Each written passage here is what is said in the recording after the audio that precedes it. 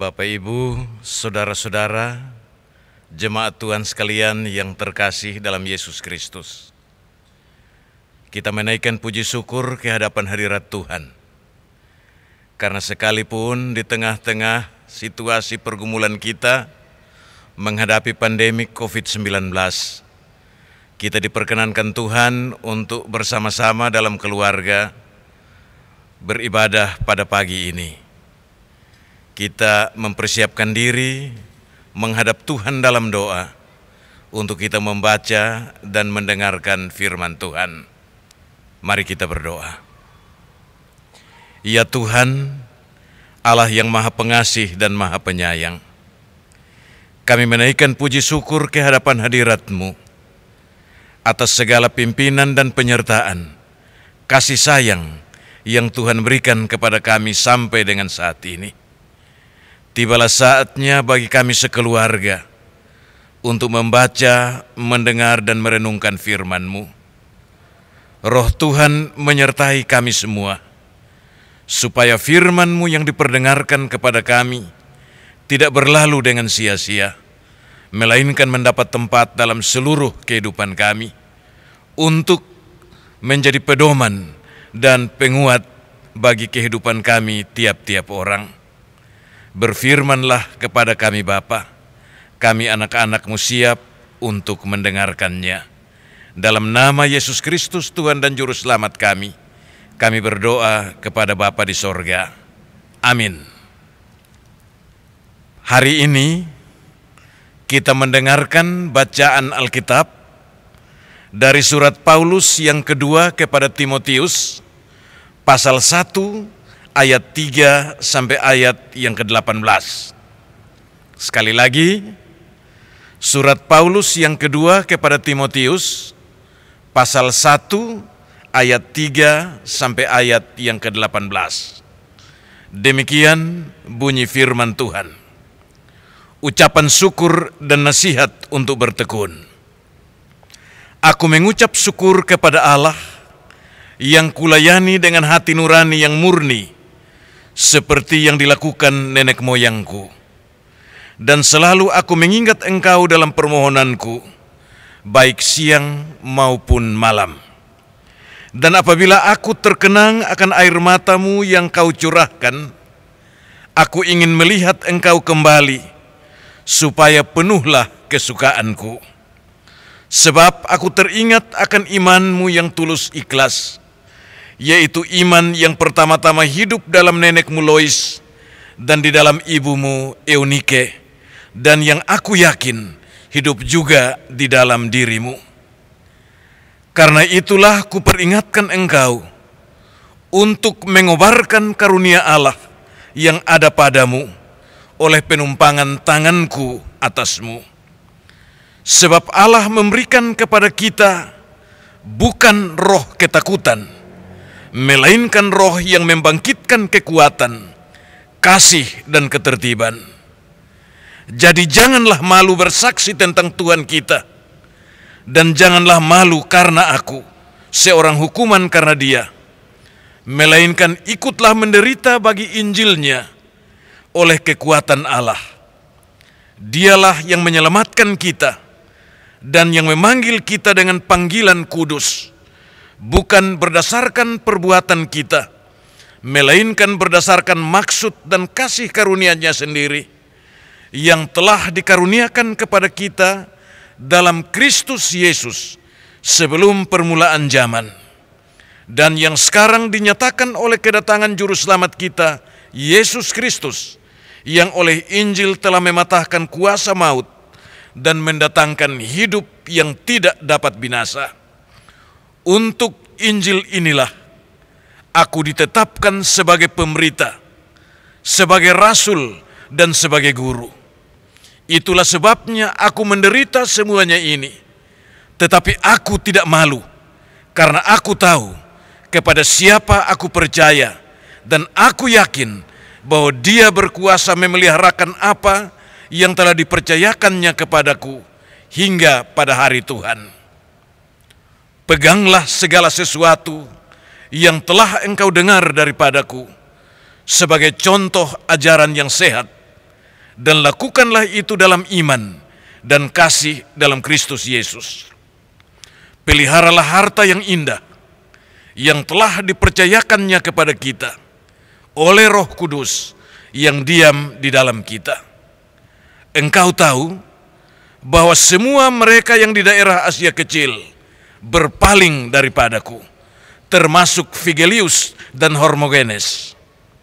Tuhan kiranya mengaruniakan rahmat-Nya kepada keluarga Onesiphorus yang telah berulang-ulang menyegarkan hatiku. Ia tidak malu menjumpai aku di dalam penjara. Ketika di Roma, ia berusaha mencari aku dan sudah juga menemui aku. Kiranya Tuhan menunjukkan rahmat-Nya kepadanya pada harinya. Betapa banyaknya pelayanan yang ia lakukan di Efesus, engkau lebih mengetahuinya daripadaku. Demikian firman Tuhan. Berbahagialah barang siapa yang mendengarkannya, yang memelihara serta melaksanakan dalam hidupnya tiap-tiap saat. Haleluya. Bapak, Ibu, saudara-saudara, para pemuda dan anak-anak sekalian yang kekasih dalam Yesus Kristus. Salam dan selamat hari Minggu. Mewartakan dan melakukan kehendak Allah adalah hal yang terutama dan penting dalam kehidupan kita umat beriman. Inilah prinsip yang tidak bisa ditawar-tawar dengan alasan apapun. Itu berarti setiap orang percaya yang adalah anak-anak Tuhan harus memegang prinsip ini, yaitu mewartakan dan melakukan kehendak Allah dimanapun dia berada dan apapun situasi dan kondisi yang dialaminya. Dengan demikian, Bapak, Ibu, dan saudara-saudara, para pemuda dan anak-anak sekalian, kita semua tanpa kecuali adalah para pewarta dan pelaku kehendak Allah. Sebagai pewarta dan pelaku kehendak Allah,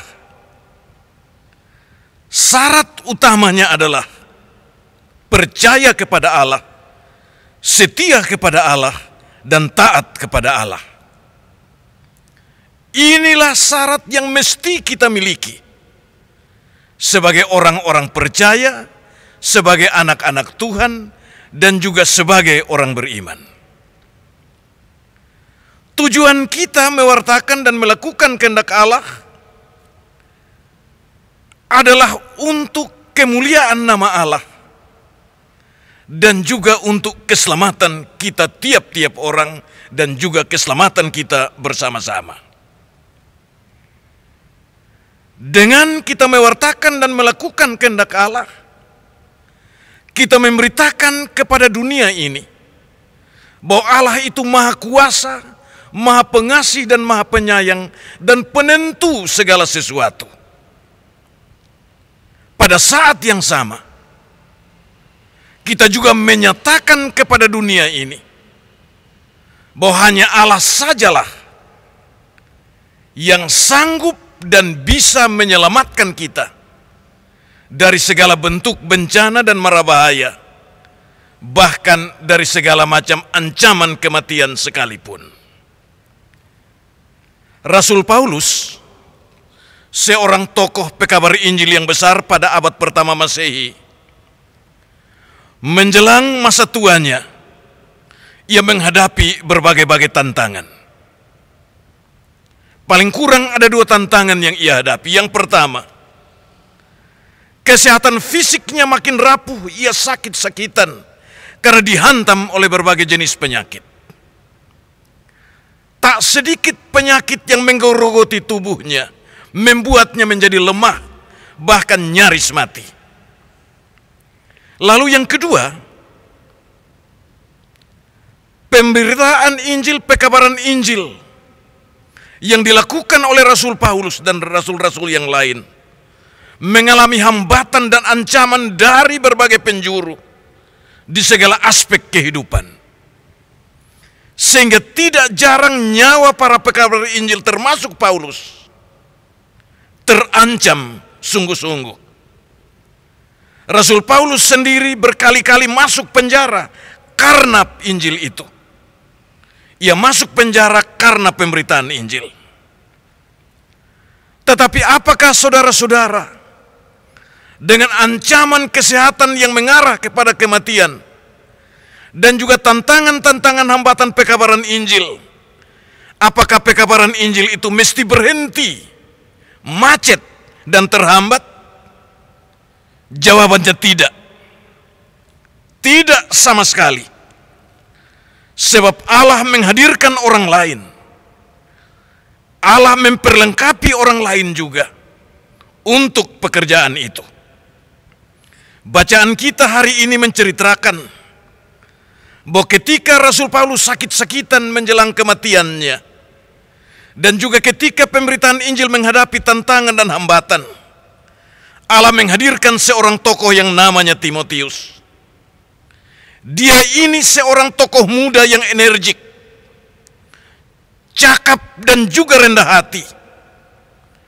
Orang ini, Timotius ini, menempatkan dirinya sebagai teman sekerja Paulus untuk pekerjaan pekabaran Injil ke seluruh wilayah.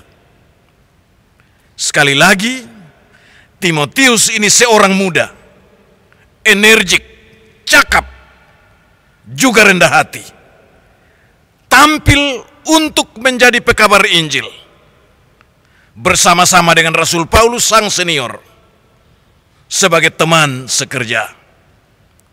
Karena itu dalam surat Paulus kepada Timotius, Paulus menyebut Timotius sebagai anakku yang kekasih. Dengan mengatakan anakku yang kekasih, memperlihatkan kepada kita relasi persaudaraan dan kekeluargaan dalam Tuhan untuk pekerjaan pemberitaan dan pewartaan Injil. Dalam bacaan Alkitab tadi, Rasul Paulus mengucap syukur atas kehadiran dan keberadaan Timotius. Bahwa kehadiran dan keberadaan Timotius tidak percuma, tidak sia-sia, tetapi sangat penting dan sangat perlu untuk pekerjaan pekabaran Injil, apalagi di masa-masa yang sukar dan sulit. Selain Rasul Paulus mengucap syukur karena Allah mengirimkan Timotius kepadanya, dia juga memberikan nasihat kepada Timotius sang junior, yang ia sebut anakku yang kekasih, supaya semakin hari dalam pertumbuhan dan perkembangannya, Timotius harus tampil sebagai seorang tokoh penting, bahkan tokoh besar untuk pekabaran dan pemberitaan Injil. Bapak, Ibu, saudara-saudara, para pemuda sekalian yang terkasih, siapa itu Timotius? Timotius seorang yang beriman baik, dan itu nampak jelas dalam hidupnya yang tidak meremehkan dan melecehkan kehendak Allah. Itulah Timotius. Dan iman yang baik yang ada padanya itu adalah modal terbesar bagi kehidupannya. Sekali lagi, iman yang baik adalah modal terbesar dalam kehidupan. Seringkali orang melihat modal hidup itu bukan pada iman, tetapi pada hal-hal yang lain. Hari ini kepada kita sekalian disampaikan bahwa iman yang baik adalah modal terbesar bagi kehidupan. Dan iman yang baik ini dimiliki oleh Timotius, tokoh muda, tokoh junior yang energik dan juga rendah hati. Kepada Timotius, Rasul Paulus berpesan, jangan malu dan jangan takut. Jangan malu dan jangan takut bersaksi tentang kebaikan dan kemuliaan Tuhan. Jangan malu dan jangan takut bersaksi tentang Injil. Bahkan bila perlu, harus menderita demi Injil. Jangan takut karena kekuatan Allah akan melepaskanmu. Bapak, Ibu, saudara-saudara, para pemuda sekalian yang terkasih, seringkali banyak orang malu untuk memberitakan Injil kepada orang lain. Seringkali banyak orang takut untuk omong tentang siapa itu Yesus kepada orang lain. Hari ini kepada kita ditampilkan tokoh Timotius yang dinasihati oleh Paulus. Jangan malu dan jangan takut untuk bersaksi tentang kebaikan dan kemuliaan Tuhan. Bila perlu, harus menderita untuk hal yang satu ini. Karena kekuatan Allah pasti akan melepaskan. Nasihat Paulus yang berikut adalah, pelihara dan rawatlah hidupmu dalam melakukan dan mewartakan kehendak Allah sebagai kabar baik dari Allah kepada semua orang. Peliharalah dan rawatlah hidupmu untuk melakukan pekerjaan pemberitaan firman. Bapak, Ibu, saudara-saudara, para pemuda dan anak-anak sekalian yang kekasih, seringkali dalam kehidupan kita seolah-olah dikuasai oleh ketakutan apabila kita menghadapi tantangan-tantangan dalam hidup ini, ataupun diberi tanggung jawab untuk melakukan sesuatu yang penting, apalagi yang berat.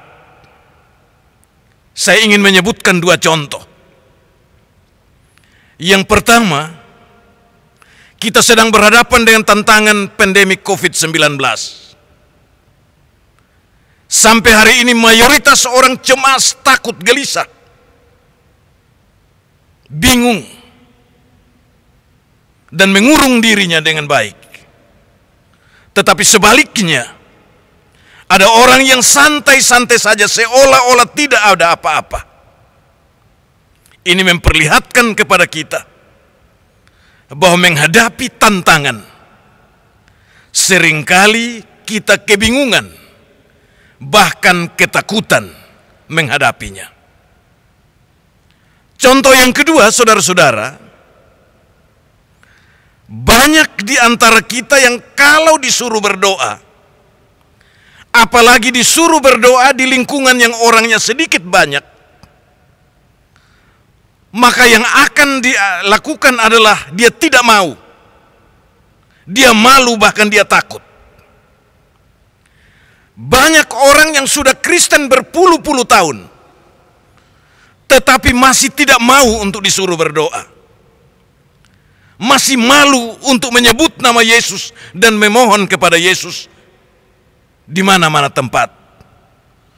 Juga masih takut untuk mewartakan siapa itu Yesus. Padahal sudah Kristen berpuluh-puluh tahun. Bapak, Ibu, saudara-saudara, para pemuda, anak-anak sekalian, sudah beberapa minggu kita dan keluarga kita masing-masing beribadah tidak di gedung kebaktian, tetapi di rumah kita masing-masing. Ada banyak keluarga yang melakukannya,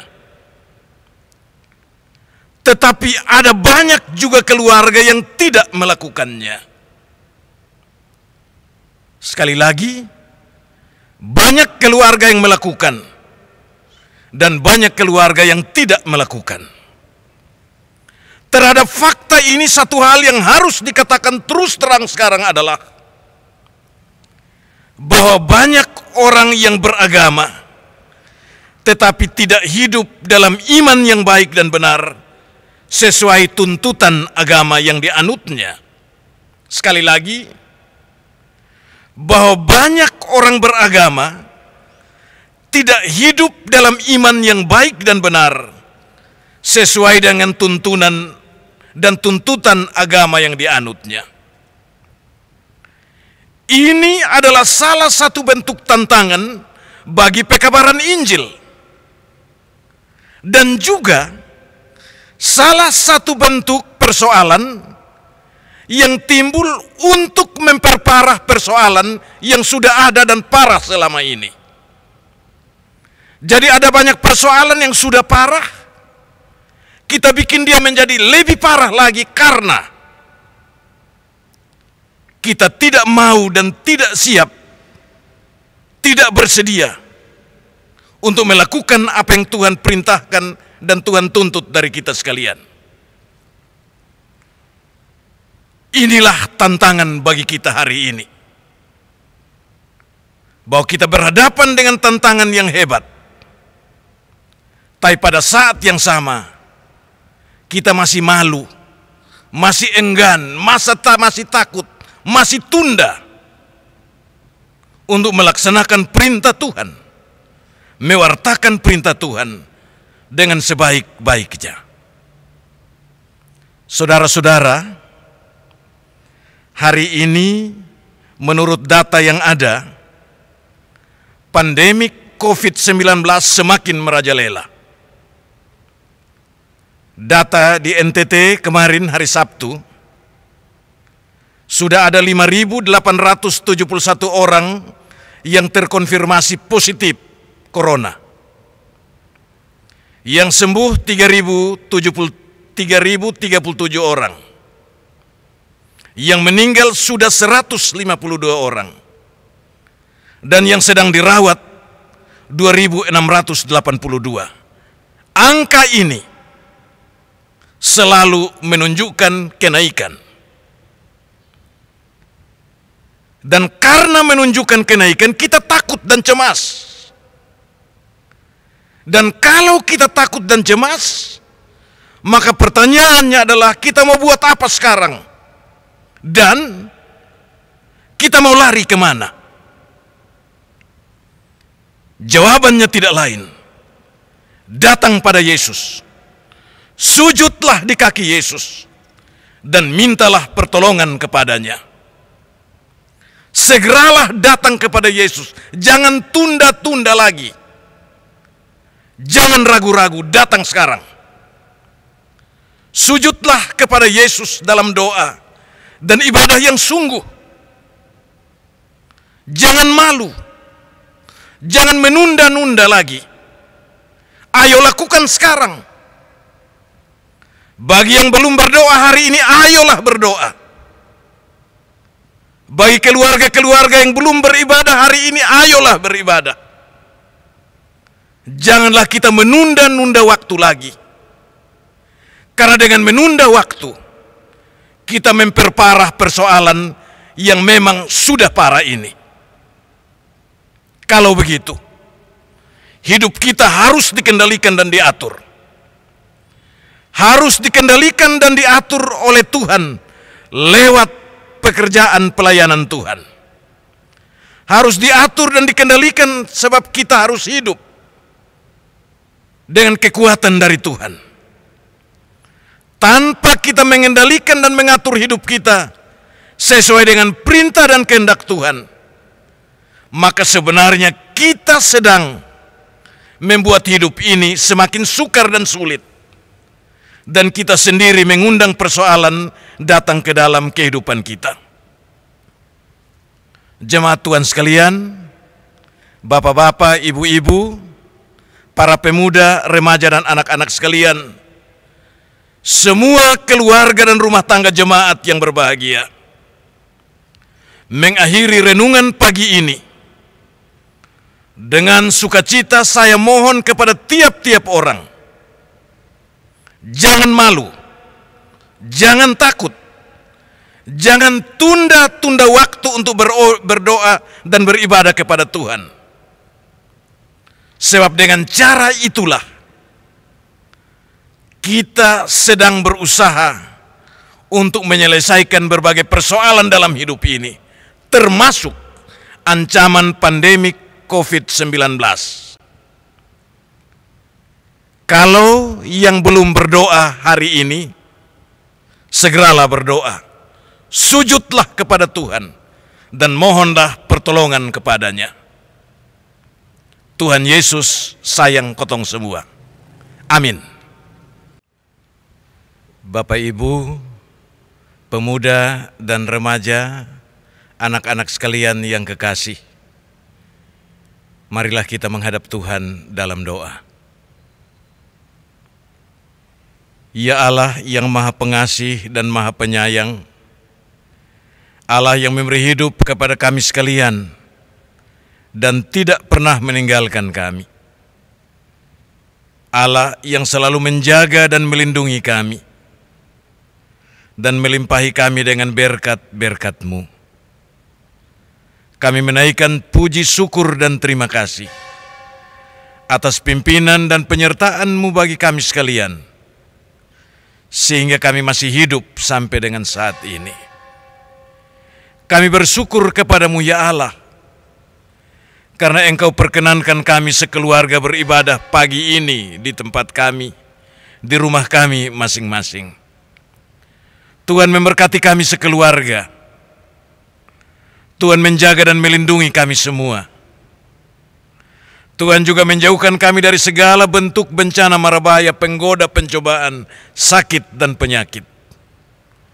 Biarlah di dalam tangan Tuhan kami semua terpelihara dengan baik. Doa kami untuk segenap jemaat-Mu yang beribadah di rumah mereka masing-masing atau di gedung kebaktian mereka masing-masing. Tuhan memberkati anak-anak-Mu.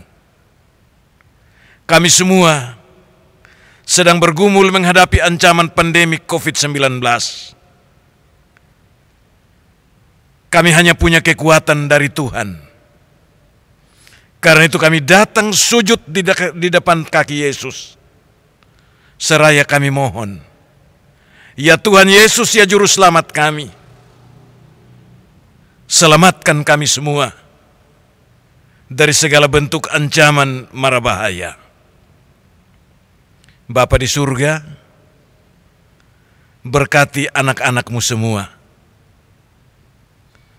Kami juga minta pertolongan Tuhan untuk semua upaya yang sedang ditempuh oleh para pihak yang berkehendak baik untuk memutus mata rantai penyebaran virus ini. Tuhan kasih kami semua kesehatan, kekuatan, hikmat, kearifan, iman yang teguh, supaya dengannya kami dapat berkarya dengan baik.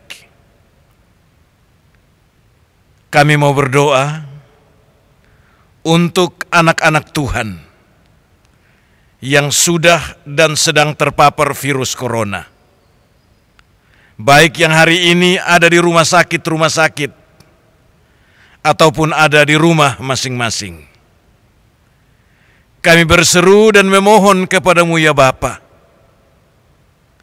Bapa, tolonglah anak-anak-Mu, dan biarlah di dalam kesakitan mereka, mereka terus berharap hanya kepada Tuhan. Bapa yang baik, terima kasih buat firman-Mu yang kami dengar pada pagi ini. Ada begitu banyak perintah, amanat, nasihat, dan kritik kepada kami semua. Kami mohon, Roh Kudus memampukan kami anak-anak-Mu, supaya firman-Mu yang diperdengarkan kepada kami tiap-tiap saat mendapat tempat dalam seluruh kehidupan kami, supaya hidup kami adalah hidup yang mewartakan dan melakukan kehendak Allah.